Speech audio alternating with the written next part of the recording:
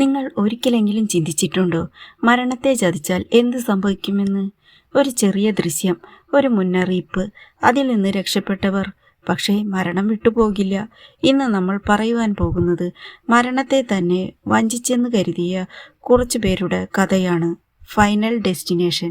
മൂവിയുടെ തുടക്കത്തിൽ കുറച്ച് കോളേജ് സ്റ്റുഡൻസ് ന്യൂയോർക്കിൽ നിന്നും പാരീസിലേക്ക് ഒരു ട്രിപ്പ് പോകുന്നതിനായി എയർപോർട്ടിൽ റെഡിയായി നിൽക്കുകയാണ്. ഇവന്റെ പേരാണ് അലക്സ്.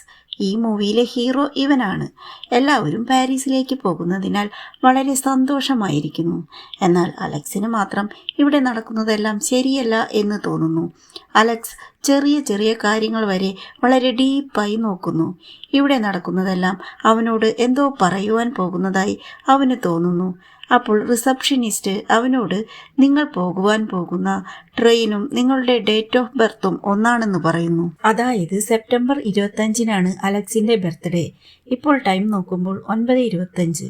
ആ എയർപോർട്ടിൽ സോങ് പാടുന്ന ആളുവരെ ഒരു പ്ലെയിൻ ക്രാഷിലാണ് മരിച്ചു പോയിട്ടുള്ളത്. ഇതുപോലെ തന്നെ ഇവിടെയും പ്ലെയിൻ ക്രാഷ് ആകുന്നത് പോലെ നിറയെ ക്ലൂവുകൾ കിട്ടുന്നു. ഫ്ലൈറ്റിൽ കയറി ഇരുന്നതിന് ശേഷം 2 പെൺകുട്ടികൾ വന്ന് സീറ്റ് എക്സ്ചേഞ്ച് ചെയ്യാൻ പറ്റുമോ എന്ന് ചോദിക്കുന്നു. അതിനാൽ അവൻ്റെ 2 സീറ്റിന് മുൻപിലാണ് അവൻ്റെ ഫ്രണ്ട് ഇരിക്കുന്നത്. അതിനാൽ അവൻ അവൻ്റെ ഫ്രണ്ടിൻ്റെ അടുത്ത് വന്നിരിക്കുന്നു. അവിടെ ഇരുന്നതിന് ശേഷം ഫ്രണ്ട് സീറ്റിലുള്ള ലോക്ക് പിൻ പൊട്ടിയിരിക്കുന്നത് കാണുന്നു.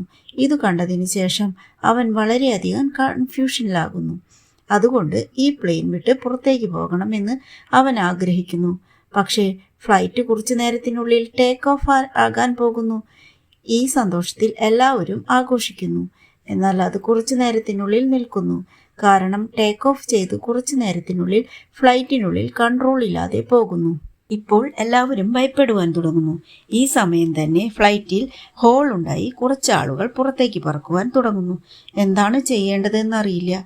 പെട്ടെന്ന് ഈ ഫ്ലൈറ്റ് തീപിടിക്കുവാൻ തുടങ്ങുന്നു. കുറച്ചു നേരത്തിനുള്ളിൽ എല്ലാ സ്ഥലത്തും തീപിടിച്ച് പൊട്ടിത്തെറിച്ച് എല്ലാവരും മരിച്ചു പോകുന്നു. അലക്സും മരിച്ചു പോകുന്നു. പെട്ടെന്ന് കണ്ണു തുറന്നു നോക്കുമ്പോൾ ഇതെല്ലാം അവൻ സ്വപ്നം കാണുകയായിരുന്നു. ഇത് സ്വപ്നമാണോ സത്യമാണോ എന്ന് അവന് മനസ്സിലാകുന്നില്ല. കാരണം അത് അത്ര റിയലായിരുന്നു. അതേസമയം ആ 2 പെൺകുട്ടികൾ സീറ്റ് എക്സ്ചേഞ്ച് ചെയ്യാമെന്ന് ചോദിക്കുന്നു. എന്താണ് സ്വപ്നത്തിൽ വരുന്നതെല്ലാം നടക്കുന്നത് എന്ന് അവൻ ചിന്തിക്കുന്നു.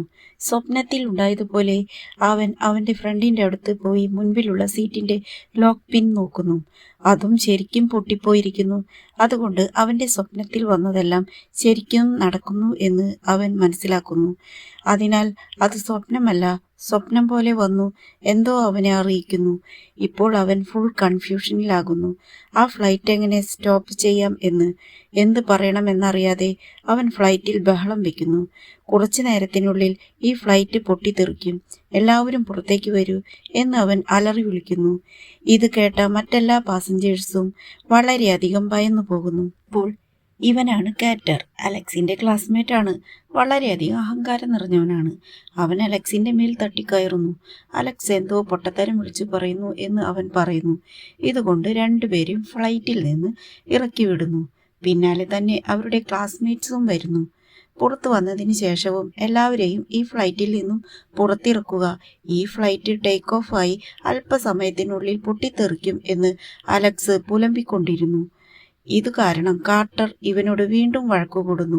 ആ സമയത്ത് ആ ഫ്ലൈറ്റ് ടേക്ക് ഓഫ് ആകുന്നു. പെട്ടെന്ന് ഭയങ്കര ശബ്ദത്തോടെ അവിടെ ഉണ്ടായിരുന്ന വിൻഡോ ഗ്ലാസ് ഉടയുന്നു. എന്താണെന്ന് നോക്കുമ്പോൾ ടേക്ക് ഓഫ് ആയി കുറച്ചു നേരത്തിനുള്ളിൽ അലക്സ് പറഞ്ഞതുപോലെ തന്നെ ഫ്ലൈറ്റ് പൊട്ടിത്തെറിക്കുന്നു.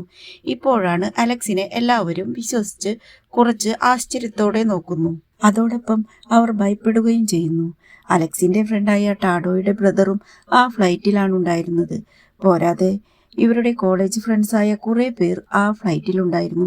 ഈ 7 പേര് കൂടാതെ, അതായത് അവരുടെ ക്ലാസ് ടീച്ചർ അലക്സ്, അലക്സിന്റെ ഫ്രണ്ടായ ടാഡ്, ആ ദേഷ്യക്കാരൻ കാർട്ടർ, കാർട്ടറിന്റെ ഗേൾഫ്രണ്ട്, കൂടാതെ അവരുടെ ക്ലാസ്മേറ്റ് ഒരാൾ, പിന്നെ ഈ മൂവിയിലെ ഹീറോയിൻ, പേര് ക്ലിയർ.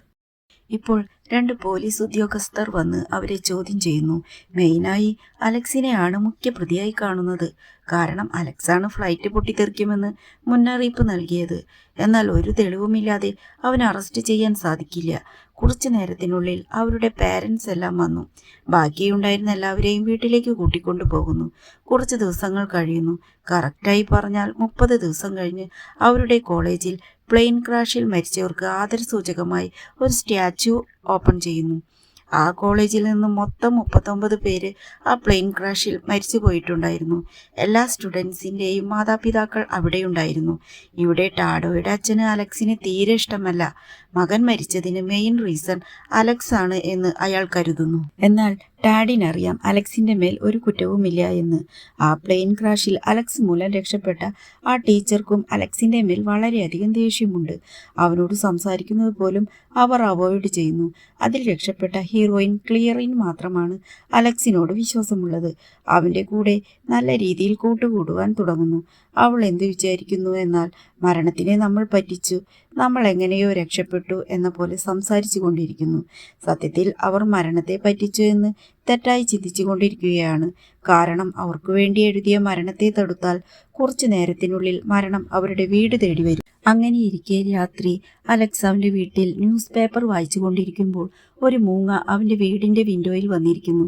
അതുകൊണ്ട് കയ്യിൽ വെച്ചിരുന്ന ന്യൂസ് പേപ്പർ ആ മൂങ്ങയുടെ മേലെറിയുന്നു. അപ്പോൾ ആ ന്യൂസ് പേപ്പർ അവിടെ ഉണ്ടായിരുന്ന ടേബിൾ ഫാനിൽ കുരുക്കി കഷ്ണങ്ങളായി തീരുന്നു. അതിലൊരു കഷ്ണം അലക്സിൻ്റെ മേൽ വന്നു വീഴുന്നു. ആ പേപ്പർ കഷ്ണത്തിൽ ടാഡ് എന്ന് എഴുതിയിരുന്നു. അതെ, അവൻ്റെ ഫ്രണ്ടിൻ്റെ പേരായ ടാഡ് എന്ന് തന്നെ. അങ്ങനെയാണെങ്കിൽ അടുത്തത് അവനാണ് മരിക്കുവാൻ പോകുന്നത്.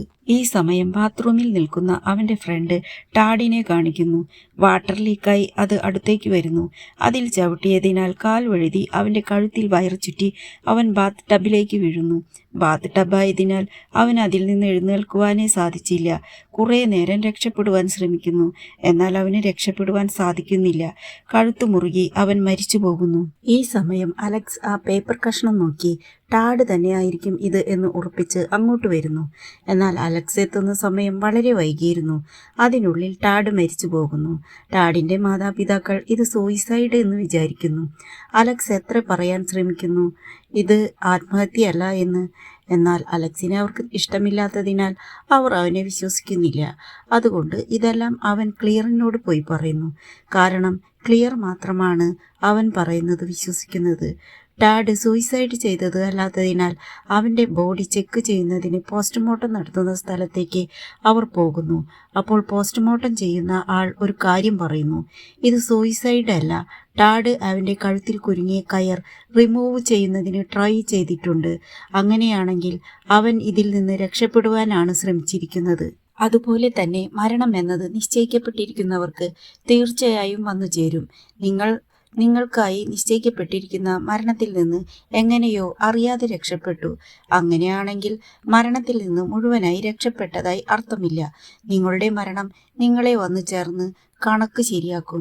നിങ്ങൾ ഇതിൽ നിന്ന് രക്ഷപ്പെടുവാനേ പോകുന്നില്ല എന്ന് പറയുന്നു. അതുകൊണ്ട് പേടിച്ച് അവർ രണ്ടുപേരും അവിടെ നിന്ന് ഓടിപ്പോകുന്നു. അടുത്ത ദിവസം അലക്സും ക്ലിയറും ഒരു കോഫി ഷോപ്പിൽ വെച്ച് ഇതിനെപ്പറ്റി ഡിസ്കസ് ചെയ്തിരിക്കുമ്പോൾ ആ ഫ്ലൈറ്റിൽ നിന്ന് രക്ഷപ്പെട്ട എല്ലാവരും ഓരോരുത്തരായി വന്ന് അവരെ കാണുന്നു. അവസാനം ഒരു സ്ഥലത്ത് എല്ലാവരും ഒരുമിക്കുന്നു. കാർട്ടർ ഒരു അഹങ്കാരിയായതിനാൽ വീണ്ടും അലക്സിനോട് വഴക്കുകൂടുന്നു. ഇത് കണ്ട് കാർട്ടറിന്റെ ഗേൾഫ്രണ്ട് എപ്പോൾ നോക്കിയാലും നീ അലക്സിനോട് വഴക്കുകൂടി അവന്റെ ജീവിതം വേസ്റ്റാക്കിക്കൊണ്ടിരിക്കുന്നു. എനിക്കത് ഇഷ്ടമല്ല. ഞാൻ ഇവിടെ നിന്ന് പോകുന്നു എന്ന് പറഞ്ഞ് അവിടെ നിന്ന് പോകുമ്പോൾ ബസ് ഇടിച്ച് മരിച്ചു പോകുന്നു. ഇപ്പോഴാണ് ഇവർക്ക് മരണം എന്നുള്ളത് എവിടേക്കും പോകില്ല എന്നുള്ളത് മനസ്സിലാകുന്നത്. അടുത്ത ദിവസം രാത്രിയിൽ അലക്സ് വിഷമത്തോടെ ടിവിയിൽ ന്യൂസ് കണ്ടുകൊണ്ടിരിക്കുമ്പോൾ ആ ഫ്ലൈറ്റിൽ ഏത് സൈഡിൽ നിന്ന് ഫയർ വന്ന് പൊട്ടിത്തെറിച്ചു എന്ന് കാണിക്കുന്നു. ഉടൻ തന്നെ അലക്സ് അത് ഒരു പാറ്റേൺ പോലെ ശരിയാക്കി നോക്കുന്നു. അങ്ങനെ നോക്കുമ്പോൾ ആ ഫ്ലൈറ്റിൽ ആദ്യം എവിടെ നിന്ന് പൊട്ടിത്തെറിക്കുവാൻ തുടങ്ങിയോ, അതായത് ആര് ഫസ്റ്റ് മരിച്ചു തുടങ്ങിയോ ആ വരിയിൽ നിന്ന് തന്നെയാണ് ഇപ്പോൾ മരിച്ചുകൊണ്ടിരിക്കുന്നത്. ഈ പാറ്റേൺ അലക്സ് കണ്ടുപിടിച്ചതും അടുത്തത് ആരാണെന്ന് നോക്കുന്നത്. അടുത്തത് ആ ടീച്ചർ ഇരുന്ന സീറ്റിലാണ് ഫയർ വന്ന് പൊട്ടിത്തെറിച്ചത്. അങ്ങനെയാണെങ്കിൽ അടുത്തത് ആ ടീച്ചർ തന്നെയാണ് അടുത്ത ടാർഗറ്റ്. അതുകൊണ്ട് ആ ടീച്ചറെ രക്ഷപ്പെടുത്തുന്നതിനായി വേഗത്തിൽ അലക്സ് ടീച്ചറുടെ വീട്ടിലേക്ക് പോകുന്നു. അവൻ വീട്ടിലേക്ക് വന്നത് ആ ടീച്ചർ വിൻഡോയിലൂടെ കണ്ടതും ഒരു പക്ഷേ അവൻ എന്നെ കൊല്ലുവാൻ വന്നതാണോ എന്ന് കരുതി പേടിച്ച് അലക്സ് എൻ്റെ വീട്ടിലേക്ക് വന്നിട്ടുണ്ട്, എനിക്ക് വളരെയധികം ഭയമാകുന്നു എന്ന് പോലീസിനോട് പറയുന്നു. ഉടനെ 2 പോലീസുകാർ ടീച്ചറുടെ വീട്ടിൽ വന്നു അലക്സിനെ നോക്കുമ്പോൾ അലക്സ് അവൻ്റെ കാറിൻ്റെ അടിയിൽ എന്തോ അന്വേഷിച്ചു കൊണ്ടിരുന്നു. ഉടൻ തന്നെ അവനെ ചോദ്യം ചെയ്യുന്നതിനായി ഓഫീസിലേക്ക് കൊണ്ടുപോകുന്നു. നിനക്ക് എന്താണ് അവിടെ പണി? നീ അവിടെ എന്താണ് ചെയ്തുകൊണ്ടിരുന്നത്? ആ പാറ്റേണിനെ പറ്റിയെല്ലാം പറയുന്നു. ഈ വരിയിലുള്ള എല്ലാവരും മരിച്ചു. അടുത്തത് ഈ ടീച്ചറാണ് ഇരുന്നത്. പക്ഷേ ഇപ്രാവശ്യവും അവൻ പറയുന്നത് അവർ കേൾക്കുന്നില്ല. പക്ഷേ യാതൊരു എവിഡൻസും ഇല്ലാത്തതിനാൽ അവനെ വെറുതെ വിടുന്നു. അപ്പോൾ ആ ടീച്ചറുടെ വീട്ടിൽ ടീച്ചർ മ്യൂസിക് ഓൺ ചെയ്തു ഒരു പാട്ട് വയ്ക്കുന്നു. ഏതു പാട്ടാണെന്ന് വെച്ചാൽ ആ എയർപോർട്ടിൽ വെച്ചിരുന്ന അതേ പാട്ട് തന്നെ. അങ്ങനെ തന്നെ ഒരു കപ്പിൽ ചൂടുള്ള ചായ ഒഴിക്കുന്നു. എന്നാൽ ഏതോ ഒരു കൺഫ്യൂഷനിൽ ആ ചായ ഒഴിച്ചു കളയുന്നു. അതിനുശേഷം ആ കപ്പിൽ തന്നെ ഐസ് ക്യൂബ്സ് ഇട്ട് ഡ്രിങ്ക്സ് ഒഴിക്കുന്നു. ചൂടുള്ള കപ്പിൽ ഐസ് ഇട്ടതിനാൽ ആ കപ്പിൽ ലൈറ്റായി ഒരു സ്ക്രാച്ച് വീഴുന്നു. അതൊന്നും നോക്കാതെ അങ്ങനെ തന്നെ കുടിച്ച് കമ്പ്യൂട്ടറിൻ്റെ മേൽ വയ്ക്കുന്നു. അതുകൊണ്ട് ഡ്രിങ്ക്സ് എല്ലാം ലീക്കായി കമ്പ്യൂട്ടറിനുള്ളിലേക്ക് പോകാൻ തുടങ്ങുന്നു. അതിനാൽ ഷോർട്ട് സർക്യൂട്ടായി കുറച്ചു നേരത്തിനുള്ളിൽ പുക വരുവാൻ തുടങ്ങുന്നു. ഇതെന്താണ് പെട്ടെന്ന് പുകയെല്ലാം വരുന്നത് എന്ന് കമ്പ്യൂട്ടറിൽ നോക്കാൻ വരുമ്പോൾ പെട്ടെന്ന് ആ കമ്പ്യൂട്ടർ പൊട്ടിത്തെറിച്ച് ആ കമ്പ്യൂട്ടറിലുള്ള ചില്ലു കഷ്ണം ടീച്ചറുടെ കഴുത്തിൽ തറച്ചു കയറുന്നു. താഴെ ഡ്രിങ്ക്സ് ലീക്കായതിനാൽ അവിടെ തീ പിടിക്കുന്നു. കഴുത്തിൽ കമ്പ്യൂട്ടറിലെ ചില്ല് കയറിയതിനാൽ ഒച്ച വയ്ക്കാൻ പോലും പറ്റാതെ ബ്ലഡ് ഒഴുകി താഴെ വീഴുന്നു. അതുകൊണ്ട് ഒരു ടവൽ എടുത്ത് ബ്ലഡ് സ്റ്റോപ്പ് ചെയ്യാമെന്ന് നോക്കുമ്പോൾ ആ ടവലിന് താഴെയുണ്ടായിരുന്ന കത്തി അവരുടെ നെഞ്ചിൽ കുത്തിക്കയറുന്നു. ഈ സമയം അലക്സ് ആ പോലീസ് സ്റ്റേഷനിൽ നിന്ന് വേഗത്തിൽ ടീച്ചറുടെ വീട്ടിൽ വന്നു നോക്കുമ്പോൾ ടീച്ചർക്ക് കുറച്ച് ജീവനുണ്ടായിരുന്നു. അതുകൊണ്ട് അവരെ എങ്ങനെയെങ്കിലും രക്ഷിക്കുവാൻ അവൻ ട്രൈ ചെയ്യുന്നു. പെട്ടെന്ന് ഒരു ചെയർ ടീച്ചറുടെ മേൽ കയറിയ കത്തിയിൽ വീണതിനാൽ ടീച്ചർ മരിച്ചു പോകുന്നു. എന്തോ ഒരു കൺഫ്യൂഷനിൽ ടീച്ചറുടെ മേൽ കയറിയ കത്തി അവൻ വലിച്ചൂരുന്നു. അപ്പോഴാണ് അവന് മനസ്സിലാകുന്നത് താൻ ചിലപ്പോൾ പിടിക്കപ്പെടുമെന്ന്. ആ കത്തി അവിടെ തന്നെ ഇട്ടിട്ട് വേഗത്തിൽ പുറത്തേക്ക് ഓടിപ്പോകുന്നു. അതേസമയം തന്നെ തീ പടർന്ന് ഗ്യാസും പൊട്ടിത്തെറിച്ച് വീട് തകരുന്നു. അപ്പോൾ ആ വീട്ടിൽ നിന്ന് അലക്സ് ഓടി വരുന്നത് ഫ്ലൈറ്റിൽ നിന്ന് രക്ഷപ്പെട്ട അലക്സിന്റെ ഒരു ഫ്രണ്ട് കാണുന്നു. അതിനുശേഷം അടുത്ത ദിവസം മുതൽ അലക്സിനെ പോലീസ് അന്വേഷിച്ചു കൊണ്ടിരുന്നു. കാരണം ആ ഫ്രണ്ട് പറഞ്ഞിട്ടുണ്ടാകും അലക്സ് ആ വീട്ടിൽ നിന്ന് ഇറങ്ങി വരുന്നത് കണ്ടുവെന്ന്. അതുകൊണ്ടാണ് പോലീസ് അലക്സിനെ അന്വേഷിച്ചു കൊണ്ടിരിക്കുന്നത്. എന്നാൽ അലക്സിന്റെ വീട്ടിൽ പോലീസ് ചെക്ക് ചെയ്യുമ്പോൾ അലക്സ് അവൻ്റെ വീട്ടിലില്ല. ക്ലിയറിന് മാത്രമാണ് അലക്സ് എവിടെയാണുള്ളത് എന്നറിയുന്നത്. എന്നാൽ പോലീസ് ചോദിക്കുമ്പോൾ എനിക്കറിയില്ല എന്ന് അവൾ പറയുന്നു. കുറച്ചു നേരം കഴിഞ്ഞ് അവൾ അലക്സിനെ കാണുവാൻ പോകുന്നു. ഇനി ബാക്കിയുള്ള 4 പേരും കാർട്ടറുടെ കാറിൽ പോകുന്നു. കാരണം അലക്സിന് മാത്രമാണ് അടുത്തത് ആരാണെന്ന് അറിയുവാൻ സാധിക്കുക. അടുത്തത് ആരാണെന്ന് അലക്സിനോട് ചോദിക്കുമ്പോൾ ഞാൻ പറഞ്ഞിട്ടും ഒരു കാര്യവുമില്ല. അടുത്തത് ആരാണെന്നുള്ളത് പ്രധാനമല്ല, നമ്മൾ 4 പേരും ആ ലിസ്റ്റിലാണ് ഉള്ളത്. ഇത് കേട്ടതും കാർട്ടറിന് വളരെയധികം ദേഷ്യം വന്ന് എന്നാൽ ഇപ്പോൾ തന്നെ എല്ലാവർക്കും മരിക്കാം എന്ന് പറഞ്ഞ് കാർ വളരെയധികം സ്പീഡിൽ ഓടിച്ചു വന്ന് ഒരു റെയിൽവേ ഗേറ്റിനുള്ളിൽ വന്ന് കാർ നിർത്തുന്നു. ഉടൻ തന്നെ അലക്സും ക്ലിയറും പിന്നെ അന്ന് രക്ഷപ്പെട്ട മറ്റൊരു ഫ്രണ്ടും കാറിന് പുറത്തേക്ക് വരുന്നു. എന്നാൽ കാർട്ടർ മാത്രം പുറത്തേക്ക് വരുന്നില്ല. അപ്പോൾ കുറച്ച് ദൂരെ നിന്ന് ട്രെയിൻ വന്നുകൊണ്ടിരുന്നു. എല്ലാവരും വേഗം പുറത്തേക്ക് വരൂ എന്ന് പറഞ്ഞിട്ടും കാർട്ടർ വരാതെ കാറിൽ തന്നെ ഇരിക്കുന്നു. അപ്പോൾ ട്രെയിൻ കുറച്ചടുത്തെത്തുന്നു. അപ്പോൾ ഇനി അവിടെ ഇരിക്കേണ്ട എന്ന് കരുതി കാർ സ്റ്റാർട്ട് ചെയ്യാൻ ശ്രമിക്കുന്നു. ആ സമയത്ത് കാർ സ്റ്റാർട്ടാകുന്നില്ല. അതെ, അടുത്തത് ആ ലിസ്റ്റിൽ വരുന്നത് കാർട്ടർ തന്നെയാണ്. ട്രെയിൻ അടുത്തേക്ക് വന്നുകൊണ്ടിരിക്കുമ്പോൾ അവൻ വല്ലാതെ ബഹളം വയ്ക്കുന്നു. സീറ്റ് ബെൽറ്റ് ഊരാൻ സാധിക്കുന്നില്ല.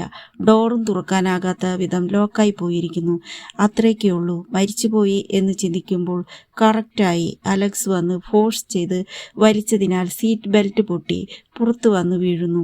അങ്ങനെ കാർട്ടർ വീണ്ടും മരണത്തിൽ നിന്നും രക്ഷപ്പെടുന്നു. ഓ, രക്ഷപ്പെട്ടു എന്ന് വിചാരിക്കുമ്പോഴാണ് ഒരു ചെറിയ ട്വിസ്റ്റ് ഉണ്ടാകുന്നത്. എന്താണെന്നാൽ ആ ലിസ്റ്റിലുള്ള ആരെങ്കിലും വീണ്ടും മരണത്തിൽ നിന്ന് രക്ഷപ്പെട്ടാൽ അവനെ സ്കിപ്പ് ചെയ്തു ആ ലിസ്റ്റിൽ അടുത്തത് ആരാണുള്ളത് അയാളെ ടാർഗറ്റ് ചെയ്യും. അതുപോലെ തന്നെ ആ അടുത്തത് ഫ്ലൈറ്റിൽ നിന്ന് രക്ഷപ്പെട്ട ആ ഫ്രണ്ടാണ് ഉള്ളത്. ട്രെയിൻ ഇടിച്ചതിനാൽ കാറിൻ്റെ ഒരു ചെറിയ പീസ് അവൻ്റെ തലയോർത്ത് അവൻ അപ്പോൾ തന്നെ മരിച്ചു പോകുന്നു. ഇപ്പോഴാണ് അവർക്കൊരു കാര്യം മനസ്സിലാകുന്നത്. വീണ്ടും മരണത്തിൽ നിന്ന് രക്ഷപ്പെട്ടാൽ ലിസ്റ്റിലെ അടുത്ത ആളെ അത് ടാർഗറ്റ് ചെയ്യുമെന്ന്. ഇപ്പോൾ കാർട്ടർ, ക്ലിയർ, അലക്സ് ഈ 3 പേരും മാത്രമാണ് ജീവനോടെയുള്ളത്. ഇനി അടുത്ത ടാർഗറ്റ് ആ പാറ്റേൺ വഴി നോക്കിയാൽ അലക്സ് ആണ്. അതുകൊണ്ട് ഭയത്താൽ അവൻ ഇരിക്കുന്ന ക്യാബിൻ ചുറ്റി സെല്ലോ ടേപ്പ് ഒട്ടിച്ചു വയ്ക്കുന്നു. ചെറിയ സ്പേസ് വരെ അകത്തേക്ക് വരാത്ത വിധം എല്ലാ സെറ്റപ്പും ചെയ്തതിന് ശേഷം അലക്സിന് ഒരു ചെറിയ ഡൗട്ട് വരുന്നു. എന്താണെന്ന് വെച്ചാൽ ആ ഫ്ലൈറ്റിൽ അലക്സ് ഇരുന്ന സ്ഥലത്ത് ക്ലിയറാണ് റിക്വസ്റ്റ് ചെയ്ത് സീറ്റ് മാറ്റിയിട്ടുള്ളത്. അതുകൊണ്ട് അടുത്തത് ക്ലിയർ ആണെന്ന് അവന് മനസ്സിലാകുന്നു. അപ്പോൾ മറുഭാഗത്ത് ക്ലിയറിനെ കാണിക്കുന്നു. അലക്സ് ആണ് അടുത്ത ടാർഗറ്റ് എന്ന് വിചാരിച്ച് അവൾ ഇരിക്കുന്നു. അതുകൊണ്ട് അവനെ എങ്ങനെയെങ്കിലും രക്ഷപ്പെടുത്തുന്നതിനായി ആ പോലീസുകാരോട് അലക്സ് ഉള്ള സ്ഥലത്തെക്കുറിച്ച് പറയുന്നു. ചിലപ്പോൾ സ്റ്റേഷനിൽ ഇരുന്നാൽ അവൻ സേഫായിരിക്കുമെന്ന് അവൾ കരുതുന്നു. ഈ സമയം ക്ലിയറിനെ രക്ഷിക്കുന്നതിനായി അലക്സ് ക്യാബിനിൽ നിന്നും പുറത്തേക്ക് വരുമ്പോൾ കറക്റ്റായി പോലീസും അങ്ങോട്ടേക്ക് വരുന്നു. പോലീസിൻ്റെ കയ്യിൽപ്പെട്ടാൽ തീർച്ചയായും സ്റ്റേഷനിലേക്ക് കൂട്ടിക്കൊണ്ടുപോകും. അപ്പോൾ സമയം വൈകും. അതുകൊണ്ട് അലക്സ് അവിടെയുണ്ടായിരുന്ന ഒരു ചെറിയ ബോട്ടിലൂടെ രക്ഷപ്പെട്ട് ക്ലിയറിനെ രക്ഷപ്പെടുത്താൻ പോകുന്നു. ഈ സമയം ക്ലിയറിൻ്റെ വീടിൻ്റെ പുറത്തുള്ള പോസ്റ്റിൽ മിന്നൽ അടിച്ചതിനാൽ വയർ 2 കഷ്ണമായി 2 സൈഡിലേക്ക് പോയി. അപ്പോൾ അവിടെയുണ്ടായിരുന്ന നായയുടെ മേൽ തട്ടാതിരിക്കാൻ വേണ്ടി ക്ലിയർ നായയെ അഴിച്ചുവിടുവാൻ അങ്ങോട്ട് പോയി. അപ്പോൾ സ്വിമ്മിംഗ് പൂൾ പൊട്ടി അവിടെയുണ്ടായിരുന്ന വെള്ളത്തിലൂടെ ഇലക്ട്രിസിറ്റി പാസ്സാകുവാൻ തുടങ്ങുന്നു. എന്നാൽ എങ്ങനെയോ നായയെ രക്ഷിച്ച് അവിടെയുണ്ടായിരുന്ന ഏണിയിലൂടെ കയറി കറണ്ടിൽ നിന്ന് രക്ഷപ്പെടുന്നു. അതിനുശേഷം കാറിൽ കയറി രക്ഷപ്പെടുവാൻ ശ്രമിക്കുന്നു. എന്നാൽ അവളെ പോകാൻ അനുവദിക്കാത്ത വിധം കുറെ തടസ്സങ്ങൾ വരുന്നു. ഈ സമയത്ത് അലക്സ് അങ്ങോട്ട് വരുന്നു. അപ്പോൾ ആ കാറിൽ പെട്ടുപോയത് കണ്ട് അവളെ എങ്ങനെയും ഹെൽപ്പ് ചെയ്യുന്നതിന് ട്രൈ ചെയ്യുന്നു. എന്നാൽ അവളുടെ കാറിന്മേൽ ഇലക്ട്രിക് വയർ ഉണ്ടായിരുന്നതിനാൽ മുഴുവനായി വൈദ്യുതി പ്രഹരിക്കുവാൻ തുടങ്ങുന്നു. ഇപ്പോൾ അവളെ രക്ഷപ്പെടുത്തുവാൻ ഒരേയൊരു വഴിയേയുള്ളൂ.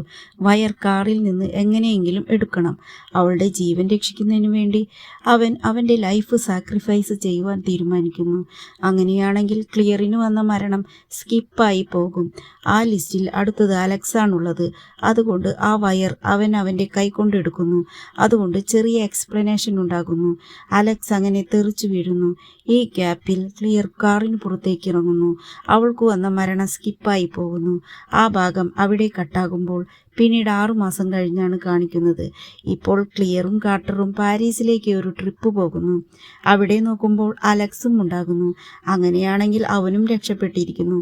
ഇവർ 3 പേരും മരണത്തിൽ നിന്ന് രക്ഷപ്പെട്ടു എന്നതിനാൽ സന്തോഷപൂർവ്വം ആഘോഷിക്കുന്നു. എന്നാൽ അലക്സിന് മാത്രം അവൻ രക്ഷപ്പെട്ടതിൽ ഡൗട്ടുണ്ട്. കാരണം ക്ലിയറും കാർട്ടറും മരിക്കുവാൻ പോകുമ്പോൾ അലക്സ് അല്ലേ രക്ഷപ്പെടുത്തിയത്. അതുകൊണ്ട് അവരുടെ മരണം സ്കിപ്പായിരിക്കും. എന്നാൽ അലക്സിനെ ആരും ഹെൽപ്പ് ചെയ്തിട്ടില്ല. അതുകൊണ്ട് ഇവൻ്റെ മരണം ഇപ്പോഴും പെൻഡിങ്ങിൽ ഇരിക്കുന്നു എന്ന് ആഴത്തിൽ ചിന്തിച്ചു കൊണ്ടിരിക്കുമ്പോൾ എയർപോർട്ടിൽ പാടിയ സോങ് ഇവിടെ ഒരാൾ പാടുവാൻ തുടങ്ങുന്നു. അലക്സിന് വളരെയധികം ഭയം ഉണ്ടാകുന്നു. ഭയം കൊണ്ട് ഞാൻ പോകുന്നു എന്ന് പറഞ്ഞുകൊണ്ട് അവിടെ നിന്ന് വേഗത്തിൽ റോഡിലേക്ക് ഇറങ്ങുന്നു. അപ്പോൾ ആ സൈഡിൽ നിന്ന് ബസ് വരുന്നത് ക്ലിയർ കാണുന്നു.